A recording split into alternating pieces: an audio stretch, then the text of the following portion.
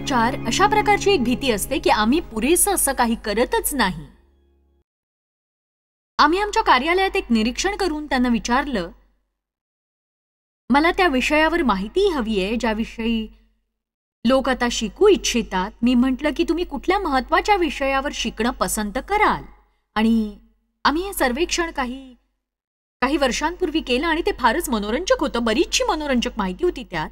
पण ज्या गोष्टीविषयी लोकांनी सगळ्यात जास्त विचारलं ती होती की केव्हा मी सर्वाधिक प्रमाणात काहीतरी करू शकतो. आणि मला ही गोष्ट फार रोचक वाटली. मी अधिक प्रार्थना कधी करतो, मी देववचन अधिक केव्हा वाचतो, मी अधिक सत्कर्म केव्हा करू शकतो, मी एखादी गोष्ट अधिक केव्हा करतो. मला वाटतं की मी अधिक काही करत नाही. तुमच्यापैकी कोणी असा विचार करतं का, किंवा तुमच्या मनात अशी भीती आहे का, किंवा तुमच्या खांद्यावर तो लहानसा सैतान बसून असं म्हणतो का, तू काय करशील आता, तू काय करशील आता, काय करशील आता, काय करशील तू काय करशील. हा प्रश्न आपल्याला शारीरिक कसरतीत झोकून देतो. तुम्ही प्रार्थना करायला हवी, पण घड्याळाच्या काट्यावर नव्हे. जेव्हा कुणी तुमच्या चर्चमध्ये येऊन किंवा टीव्ही कार्यक्रमात अशी साक्ष देतात ते कसे सकाळी 5 तास प्रार्थनेत घालवतात, तुम्ही त्यांची नक्कल करायला जाऊ नका, नाहीतर तुम्ही अशांत आणि दुःखी व्यक्ती होऊन जाल. कारण मी हे करून पाहिलंय आणि मी घरातल्यांना म्हटलं की मी रोज 4 तास प्रार्थना करत जाईन. आमच्या चर्चमध्ये प्रभूची एक सेविका आली होती जी प्रभूच्या सामर्थ्याने भरली होती. मी म्हटलं की प्रभूची स्तुती असो, मी असंच करणार. पण समस्या ही होती, तिला त्या गोष्टीचं पाचारण होतं, मला ते नव्हतं. मी प्रत्येक गोष्टीसाठी प्रार्थना केली, 2दा-3दा प्रार्थना केली, आणि जेव्हा मी घड्याळात पाहिलं फक्त 5 मिनिटं झाली होती. प्रभू दया कर. पण मला खोलीतून बाहेर यायचं नव्हतं, मग मी चांगलीच ताणून दिली.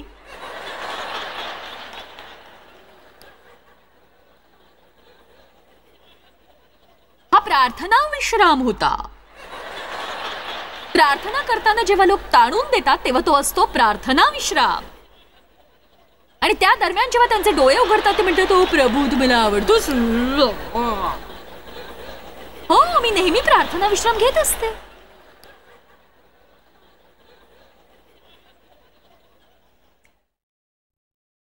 आणि मी या विषयावर संदेशही ऐकलाय की तुम्ही माझ्यासोबत 1 तास प्रार्थना करू शकत नाही, आणि कित्येक जण 1 तास प्रार्थना करायला लागले. आणि मला या गोष्टीचं आश्चर्य वाटतं की प्रभू ज्या गोष्टीचा आपल्याला पाचारण करतो तीच गोष्ट करण्यासाठी आपण इतरांना प्रोत्साहन देत असतो. मी किती वेळ प्रार्थना करते ते तुम्ही मला विचारू नका, कारण मला स्वतःलाच ठाऊक नाही. कधी कधी मी दिवसभर प्रार्थना करते, माहित नाही, आणि चिंताही नाही. मी आता त्या गोष्टीचा हिशेब ठेवत बसत नाही. आधी मी हे सगळं करायचे आणि मी एका वर्षात पूर्ण बायबल वाचून काढायचे. मला रोज 6 अध्याय वाचावे लागायचे. नीतिसूत्रातले 2, स्तोत्रातले 2, एक नव्या नियमातला, एक जुन्या नियमातला. आणि आता मला तो फॉर्म्युला आठवत नाही, पण काही दिवस मी सगळं काही व्यवस्थित केलं. माझ्या कॅलेंडरवर मार्क करून ठेवायचे. माझ्या कॅलेंडरवर चिन्ह भरपूर होती. बघा, आपण चिन्हांमुळे खूप उत्तेजित होत असतो. आणि मी ते कॅलेंडर आमच्या फ्रीजवर ठेवलं होतं. आणि खरं तर त्यामागेही एक कारण होतं. मी तुम्हाला प्रामाणिकपणे सांगते, त्या सगळ्या गोष्टी माझ्या समजण्या पलीकडे होत्या, कारण स्वतःशी प्रामाणिक राहणंच मला ठाऊक नव्हतं. मी तिथे ठेवलं कारण मी ते सगळ्यांना दाखवू इच्छित होते. आणि जोवर कॅलेंडरवर चिन्ह होत होते तोवर माझं शरीर त्या फ्रीजच्या समोर गर्वानेच फुगत होतं.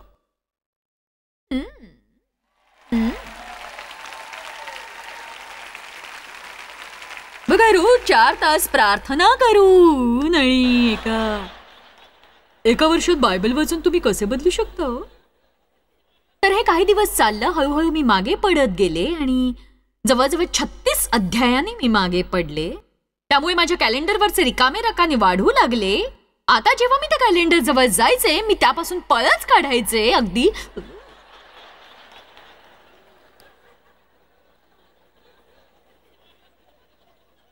यावर मात करायला मला अनेक वर्ष लागली. आणि शेवटी प्रभूने म्हटलं, तू आपली प्रत्येक गोष्ट मोजणं कधी सोडशील? आपला अभिमान सुखावला जावा म्हणून दाविदाने लोकांची गणना केली आणि नगरावर संकट आणलं. ओह, मी शत्रूला हरवू शकतो, बघा मला किती लोक येऊन मिळालेत.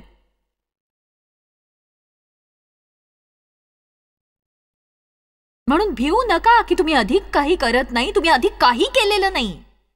एवढंच नव्हे तर तुम्ही अधिक काही करूही शकत नाही. येशूने पूर्ण कार्य केलंय.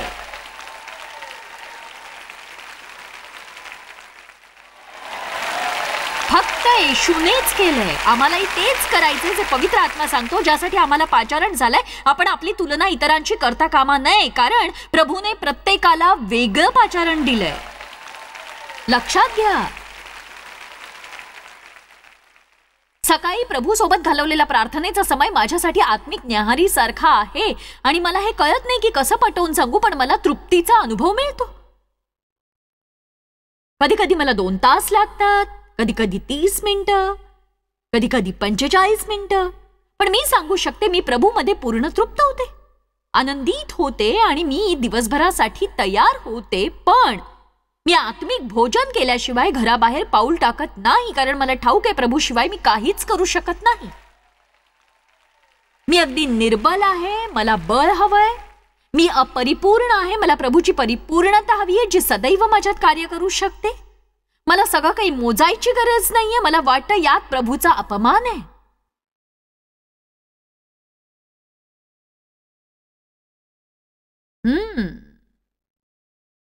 आणि काय, कारण आपण आपलं काम पाहून स्वतःवरच खुश होतो आणि काही केलं नाही तर दुःखीही होतो आपण. मला असं नाही म्हणायचं ध्येय ठेवण्यात गैर आहे. तुम्ही असं ध्येय ठेवलं असेल मी रोज 30 मिनिटे प्रार्थना करीन, चांगली गोष्ट आहे, पण दैहिकतेचं प्रदर्शन करू नका. आपल्या सगळ्या गरजा प्रभूला सांगितल्यावर एखादी नवीन मागणी जबरदस्तीने प्रभूसमोर ठेवू नका. म्हणजे आपल्या सगळ्या गरजा प्रभूसमोर ठेवल्यानंतर उरलेल्या वेळात प्रभूसमोर बसून फक्त एवढंच म्हणा की हे प्रभू, मी इथे आहे, जगातलं सगळ्यात मोठं रहस्य सहाय्य कर मला. प्रभू तुमच्याकडून खऱ्या वार्तालापाची अपेक्षा करतो, धार्मिक मूर्खतेने भरलेल्या मोठ्या भाषणाची नव्हे. प्रभू येशूने आपल्याला धर्म देण्यासाठी प्राण दिलेला नाही, तो यासाठी मरण पावला की आपल्या देवाशी जवळचं आणि वैयक्तिक नातं जोडलं जावं. जवळचं जीवन आणि समस्या ही वास्तविकता आहे. ख्रिस्ताला या वास्तविक जीवनात घ्या, केवळ आपल्या चर्चा दिखाऊ जीवनात नव्हे. हालेलुया. बघा, हा माझ्या आवडीचा विषय आहे. बघूया इफिस्करास अध्याय 2 वचन 8-9. या वचनाचा उपयोग आपण तारणासाठी करतो, पण जीवनातल्या प्रत्येक क्षेत्रात ते लागू करायला हवं. कारण कृपेनेच विश्वासाच्या द्वारे तुमचे तारण झाले आहे आणि हे तुमच्या हातून झाले असे नाही, तर देवाचे वरदान आहे, ज्याची वृष्टी आमच्यावर झाली. आणि हे तारण आम्ही कर्मे केल्याने झालेले नाही, तर ते देवाचे दान आहे. ही आमची फलप्राप्ती नाही किंवा नियमशास्त्राद्वारे ते आम्हाला मिळालेले नाही. ही आमची फलप्राप्ती नाही किंवा नियमशास्त्राद्वारे ते आम्हाला मिळाले नाही, यासाठी की कोणी अभिमान बाळगू नये, कोणी आढ्यता बाळगावी अशी ही गोष्ट नाही. त्यामुळे या बाबतीत कोणीही प्रभूचा गौरव हिरावून घेऊ शकत नाही. आपण या प्रकारे जगायला हवं. क्रमांक 5, गैरफायदा घेतला जाण्याची भीती. आज सुद्धा मी या भीतीशी लढत असते. प्रभूची इच्छा आहे की आपण नम्र आणि दीन व्हावं, पण आपल्याला भीती असते आपण असं वागलो तर लोक आपल्या डोक्यावर बसतील. आपल्याला भीती असते की ते आपला गैरफायदा घेतील. 1 पेत्र अध्याय 5 वचन 6 म्हणतं, प्रभूच्या पराक्रमी हाताखाली नम्र व्हा, म्हणजे तो तुम्हास योग्य समयी उंचावेल. नम्रता दुर्बलता नाहीये, तर ते नियंत्रित बल आहे. पूर्वी माझी अशी वृत्ती होती की तू माझ्याशी असं बोलणार नाहीस, माझ्याशी असं वागू शकत नाहीस. आधी मला माहित नव्हतं प्रभूला आधार कसं बनवायचं. मला वाटायचं सगळ्यांवर माझा प्रभाव असावा, कारण लहानपणी माझं शोषण झालं होतं आणि मी स्वतःलाच वचन दिलं होतं की मी कधीही कुणाला माझं शोषण करू देणार नाही. आणि जेव्हा तुम्ही अशा गुप्त प्रतिज्ञा करता तेव्हा कित्येकदा नात्यांमध्ये खूप समस्या उद्भवतात. आणि म्हणून अशा विचारांपासून सावध असायला हवं की मला कुणावरही विश्वास ठेवायचीच भीती वाटते. असा विचार योग्य नाहीये. मी एक गोष्ट सांगू इच्छिते, तुमचा गैरफायदा घेणाऱ्यांपासून तुम्हाला घाबरायचीही गरज नाहीये. तुम्ही त्यांना घाबरण्याचं काही कारण नाही. काही लोक असं करण्याची शक्यता आहे, पण प्रभू आपला रक्षक आहे. तो अशा लोकांना चांगला धडा शिकवतो जे तुमच्याशी असं वागतात. ठेच लागण्याच्या भीतीमुळे तुम्ही स्वतःला वेगळं करून लोकांमध्ये मिसळण्यापासून स्वतःला दूर ठेवू शकत नाही. प्रीतीत दुःख असतं आणि वेदनाही असतात. जर तुम्ही प्रीती करता तर तुमच्या वाट्याला दुःख येतीलच आणि तुम्हीही दुःख द्याल. हॅलो, तुमच्या प्रोत्साहनाबद्दल धन्यवाद. 2 तिमोथी अध्याय 4 वचन 14. बघा, आज तुम्ही काही गोष्टी प्रभूच्या हाती सोपवाव्यात, म्हणजे मन दुखावणाऱ्या गोष्टी. अलेक्सांद्र तांबटाने माझे पुष्कळ वाईट केले, त्याची फेड त्याच्या कृत्यांप्रमाणे प्रभू करील, असं पौल म्हणाला. मला ही मनोवृत्ती आवडते. त्या माणसाने माझा गैरफायदा घेऊन मला त्रास दिला, पण प्रभूने काही वर्षापूर्वी माझ्या पतीद्वारे मला असं सांगितलं जे आमच्या जीवनात आमच्या बऱ्याच संकटात उपयोगी पडलं. ते होतं की जर तुमचा भरोसा माझ्यावर असेल तर कोणीही तुमचं काहीच हिरावू शकत नाही, कारण तुमच्यात माझं सत्य असेल तर जे काही ते तुमच्यापासून हिरावून घेतील ते मी तुम्हाला दाम दुपटीने परत करीन आणि मी त्या गोष्टींची फेड तुम्हाला दाम दुपटीने करीन. म्हणून डेव्ह आणि मी कुणावरही खेकसत नाही. जेव्हा कुणी तुमचं नुकसान करतं आणि ते भरून देण्याऐवजी मागे वळूनही पाहत नाही, तेव्हा आपण त्यांच्यावर रागावून त्यांना त्यांच्या जबाबदारीची जाणीव करून द्यायची गरज नसते. आपण इतकंच म्हणू शकतो, आम्ही वैतागणार नाही, त्याला प्रभूच्या हाती सोपवा. आम्ही अजिबातच वैतागणार नाही, त्याला प्रभूच्या हाती सोपवू. तो ते हिरावून घेऊ शकत नाही, नक्कीच नाही. मला वाटतं तुम्ही अशीच मनोवृत्ती धारण करा. तुमच्यात ही मनोवृत्ती असेल तर तुमची शांती टिकून राहील. तुम्ही एवढंच म्हणा की प्रभू, माझ्यात तुझी शांती टिकवून ठेव. माझी परिस्थिती मी तुझ्या हाती सोपवतोय. सहाय्य कर. अन्यथा लोकांनी तुमच्याशी वाईट वर्तणूक केली म्हणून तुम्ही त्रस्त होऊन रागाने धुमसत राहाल. जगातले लोक आपल्याशी नेहमी योग्य व्यवहार करू शकत नाहीत. खास करून प्रभूच्या लोकांबरोबर आपलं वचन पूर्ण करणाऱ्या लोकांपेक्षा वचन पूर्ण न करणारे लोक जास्त आहेत. हे कठीण तर आहेच आणि आव्हानात्मकही आहे. मी असेही लोक पाहिले ज्यांच्याकडून मला काही अपेक्षा नव्हती, पण त्यांनी अनपेक्षित गोष्टी करून मला चकित केलं. आणि जी पहिली गोष्ट तुमच्या मनात येऊ शकते ती माझ्या मनातही आली, ही की कुणावरही विश्वास ठेवणं धोक्याचे. मी कुणावरही विश्वास ठेवणार नाही. माझं दुसरं विधान चुकीचं होतं. मला कळलं असं करणं चुकीचं आहे, कारण सगळ्यांना सारखंच समजणं योग्य नाही. काही लोक चांगले असतात आणि काही लोक खरोखर अद्भुत असतात. ते आपलं वचन पूर्ण करतात. आपण त्यांच्यावर विश्वास ठेवू शकतो. म्हणून ही भीती पोकळ आहे की कुणी तुमचा गैरफायदा घेऊ शकतं. हे मनातून पूर्णपणे काढून टाका.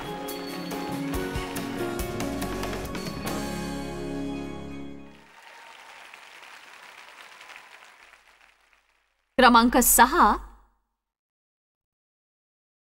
सहभागी होण्याची भीती. बघा, लोकांमध्ये सामील होणं बऱ्याचदा पेचात पडणारं आणि निराशाजनकही असतं. लोकांमध्ये गुंतण्यासाठी मेहनत घ्यावी लागते आणि गुंतल्यानंतर आपल्यातल्या काही उणीवांमुळे इतके गैरसमज होतात की त्याची सावरासावरी करताना नाकीनऊ येतात आणि मग हेही नकोसं वाटायला लागतं. धन्यवाद, मी स्वतःहून हे करीन. आपण परिस्थितीचा सामना करत नाही. आपल्यातले काही लोकही असे असतात जे परिस्थितीचा सामना करत नाहीत. आपण इतरांच्या हाती काही सोपवू इच्छित नाही. अगदी जीव जाईपर्यंत काम करत राहतो आणि शेवटी कामाच्या ओझ्यामुळे तक्रारी आणि कुरकुर करत बसतो. आपण इतरांवर जबाबदारी सोपवत नाही, कारण आपण त्यांच्या उणीवांची तडजोड करू इच्छित नाही. म्हणून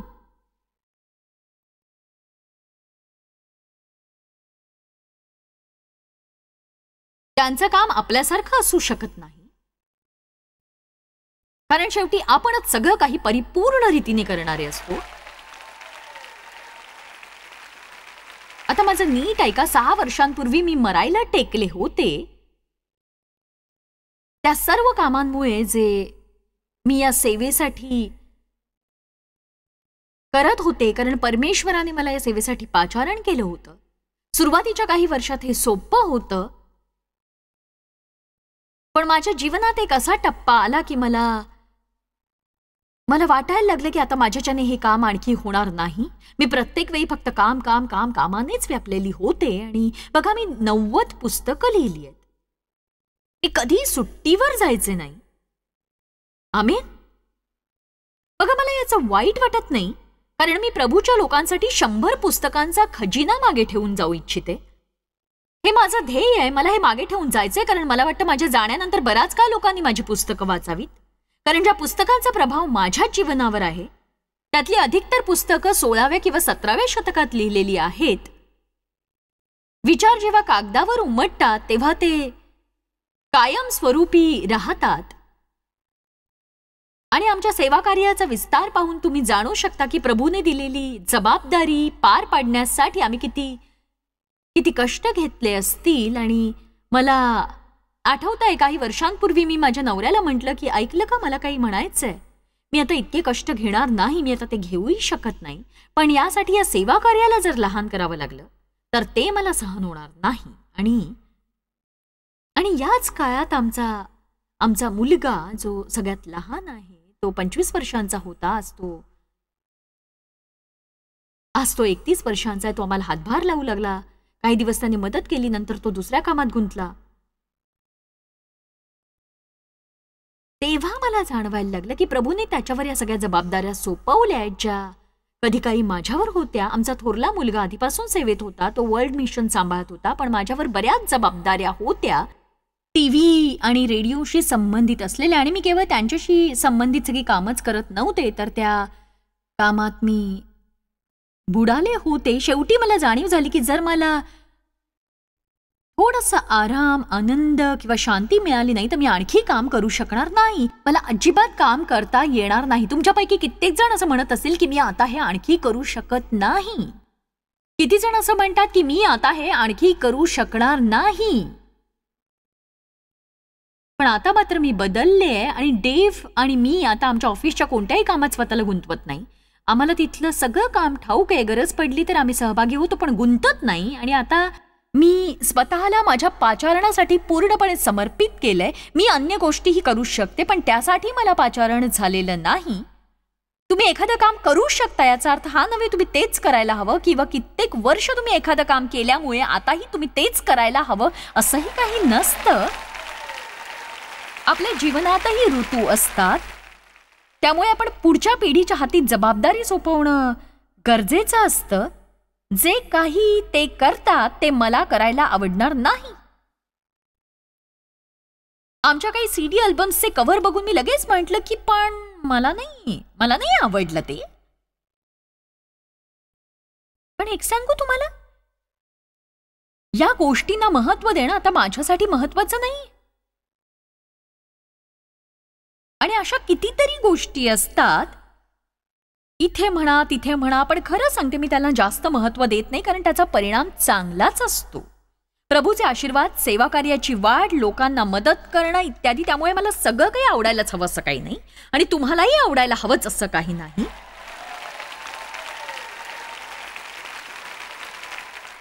आम्ही बोर्ड मीटिंगमध्ये होतो तेव्हाही मला इतरांवर जबाबदारी सोपवणं जड जात होतं. कित्येकदा आपण इतरांकडून काम करून घेऊ इच्छितो, पण त्यांना कामाचं स्वातंत्र्य मात्र आपण देत नाही.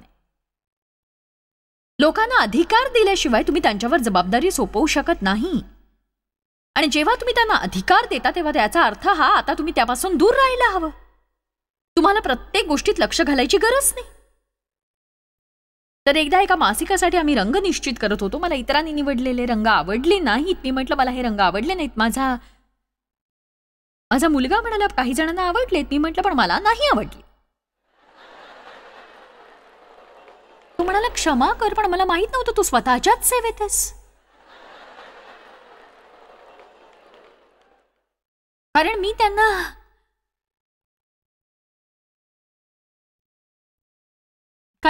म्हटलं होतं की मला हे आवडलेले नाहीत म्हणून त्यांची छपाई होणार नाही.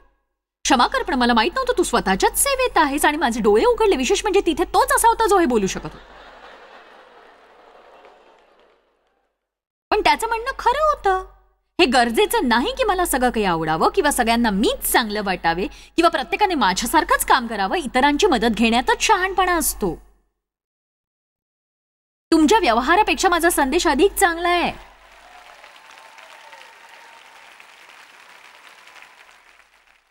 क्षणभरासाठी आपण निर्गम 18 पाहूया. मला तुम्हाला काहीतरी दाखवायचंय, म्हणजे माझा मुद्दा स्पष्ट होईल. मोशे लोकांसाठी काय काय करत आहे हे त्याच्या सासऱ्याने पाहिले तेव्हा तो म्हणाला, हे तू काय करत आहेस? तू एकटा का आहेस? मी तुमच्याकडे पाहून असं म्हटलं की तुम्ही सर्व काही स्वतःच का करत आहात, तर ते चूक ठरणार नाही. तुम्ही एकटे का आहात? आपण पुन्हा वचनाकडे वळू. आणि लोक सकाळपासून संध्याकाळपर्यंत तुझ्या अवतीभोवती उभे राहतात. मोशे आपल्या सासऱ्याला म्हणाला, कारण लोक माझ्याजवळ देवाशी विचारायला येतात. सर्व लोकांना वाटतं मीच सर्व काही करावं. सगळेजण माझ्याशीच चर्चा करू पाहतात. सगळ्यांना वाटतं मी हे करावं, सगळ्यांना वाटतं मी ते करावं. पण माझ्याच्याने हे सगळं होणार नाही. पण तुमच्या कुटुंबातल्या सगळ्या लोकांना, तुमच्या सगळ्या मित्रांना आणि जे तुमच्यावर अवलंबून आहेत त्यांना सवय झाली आहे तुम्हीच सगळं काही करावं, म्हणून ते म्हणत असतील तुमच्यासारखं कुणी करणार नाहीये, तुम्हीच करा. आता मोशेकडे पहा जरा. ते आपले वाद माझ्याकडे घेऊन येतात आणि मी त्यांच्यामध्ये न्याय करतो आणि परमेश्वराचे विधी आणि नियम त्यांना पटवून देतो. बघा, कित्येकदा आपल्याला हे छान वाटतं की बघा सगळेजण माझ्याकडे येतात, सगळे माझ्याकडे येतात, मलाही बरं वाटतं. मोशेच्या सासऱ्याने म्हटलं, जे काही तू करत आहेस ते ठीक नाही. आता आपण पुढची गोष्ट बघूया. यामुळे तूच नाही तर हे लोक सुद्धा तुझ्या बरोबर थकून जातील. बहुतेकदा हेच होतं. मला खात्री आहे प्रभू प्रत्येक व्यक्तीच्या अवतीभोवती असे लोक ठेवतो जे त्यांना सेवेत मदत करू शकतील. मला विश्वास आहे. खरं तर आमच्या सेवा कार्याशी संबंधित प्रत्येक गोष्टीत, म्हणजे संदेश देणं, लिहिणं किंवा प्रार्थना करण्या व्यतिरिक्त आमच्या सेवा कार्यात जे काही चालतं त्यापैकी कोणत्याही गोष्टीत माझा स्वतःचा सहभाग कमी असतो. कारण प्रभूने माझ्यासाठी अशा लोकांना पाठवले जे माझं काम करतात. एका कुटुंबात सुद्धा प्रभू तुम्हाला तो हे सगळं देत असतो जे कुटुंबाला हवं असतं. कित्येक स्त्रिया स्वतःच सगळं काही करत असतात.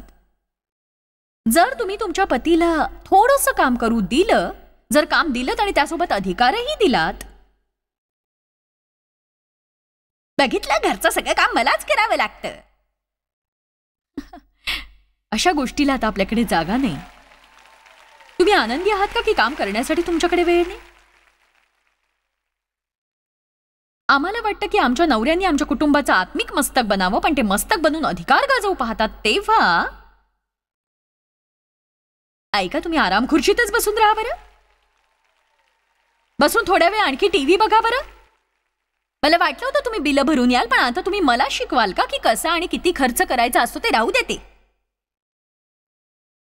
हो, आज आपण इथे मोठा आनंद लुटत आहोत. मला तर तो पेलवतच नाहीये.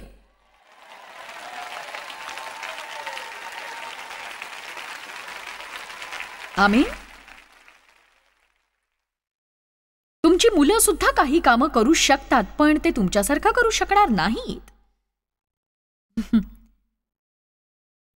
मोशीच्या सासऱ्यांनी एक चांगली गोष्ट सांगितली की तुझ्याबरोबर हे सर्व लोक सुद्धा थकून जातील. ठाऊके काय होतं, जेव्हा प्रभू एखाद्याला मदतीला पाठवतो तुमच्या चर्चमध्ये किंवा तुमच्या कार्यालयात, ज्यांच्याकडे काही करायचं वरदान असतं पण त्यांचा उपयोग झाला नाही, तर ते वैतागतात आणि अस्वस्थ होऊन तक्रार करू लागतात आणि प्रत्येक गोष्टीत चुका शोधायला लागतात.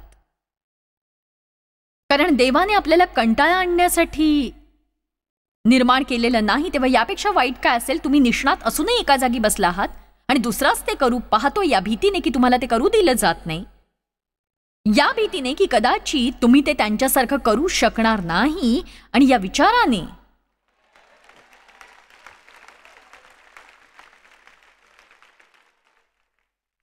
पण तुम्ही घाबरू नका की कोणाच्या सहभागाने तुम्ही दुखावले जाल, तुम्ही व्हाल.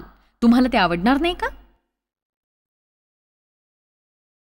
बघा, कुणी काही बोलत नाहीये, पण तुमचा बचाव होईल. तुम्ही वाढाल, तुम्ही शिकाल, तुम्ही सावरू शकाल आणि तुमचा आत्मविश्वास वाढेल.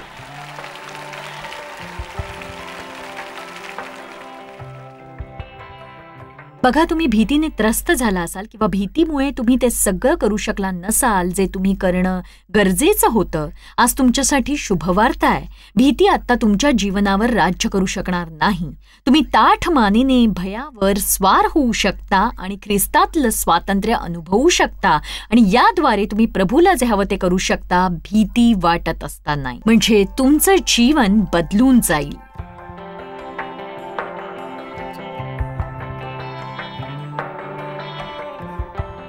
जॉयस मायर मिनिस्ट्रीज करता तुम्ही खूप मौल्यवान आहात. आम्हाला तुमचं कौतुक आहे आणि जगभरामध्ये हे सेवा कार्य शक्य करण्याकरता आम्ही आमच्या मित्रांचे आणि पार्टनर्सचे आभारी आहोत. आम्ही एकत्रितपणे भुकेल्यांना खाऊ घालतो, गरिबांना वस्त्र देतो आणि राष्ट्रांना सुवार्ता सांगतो.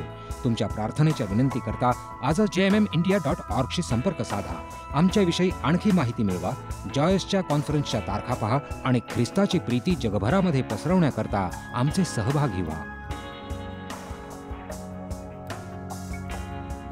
याचा सर्व खर्च जॉयस मायर मिनिस्ट्रीचे मित्र आणि भागीदार करत आहेत.